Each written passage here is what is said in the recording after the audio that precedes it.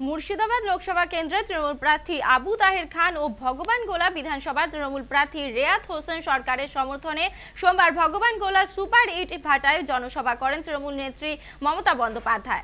7 মে মুর্শিদাবাদ লোকসভা কেন্দ্রের নির্বাচন রয়েছে। মুর্শিদাবাদ লোকসভা কেন্দ্র থেকে এবার তৃণমূলের হয়ে প্রার্থী হয়েছেন আবু তাহের খান। বিজেপির প্রার্থী গৌরীশঙ্কর ঘোষ ও বামেদের হয়ে লড়াই করছেন মোহাম্মদ সেলিম।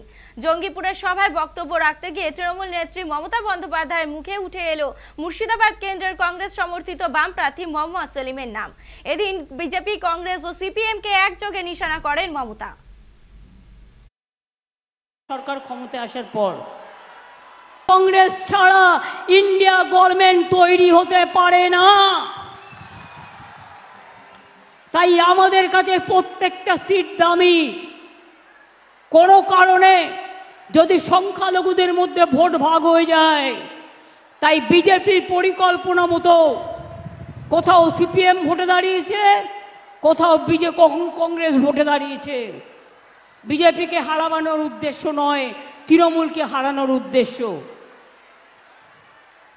সেজন্যই আপনাদের বলবো, যদি মনে প্রাণে চান বিজেপি দেশ থেকে বিদায় হোক, যদি মনে প্রাণে চান এনআরসি বিদায় হোক, যদি মনে প্রাণে চান ক্যাব বিদায় হোক, যদি মনে প্রাণে চান ইউনিফর্ম সিভিল কোড মানি না, যদি মনে প্রাণে চান আমার দেশে থাকবো, আমরা একসাথে থাকবো, একসাথে বাঁচবো, একসাথে লড়বো, একসাথে গড়বো, একসাথে মরবো, আর মোহাম্মদ সেলিম না পারবে জিততে। এবং বিজেপি দেখবেন ওদের টাচ করে না। আমাদের যত নেতা নেত্রী সব জেলে বন্দি, আর সিপিএম একেবারে একটা কিনলেই দুটো ফ্রি। মানে সিপিএম কিনলে কংগ্রেস ফ্রি এখানে, আর কংগ্রেস কিনলে সিপিএম ফ্রি।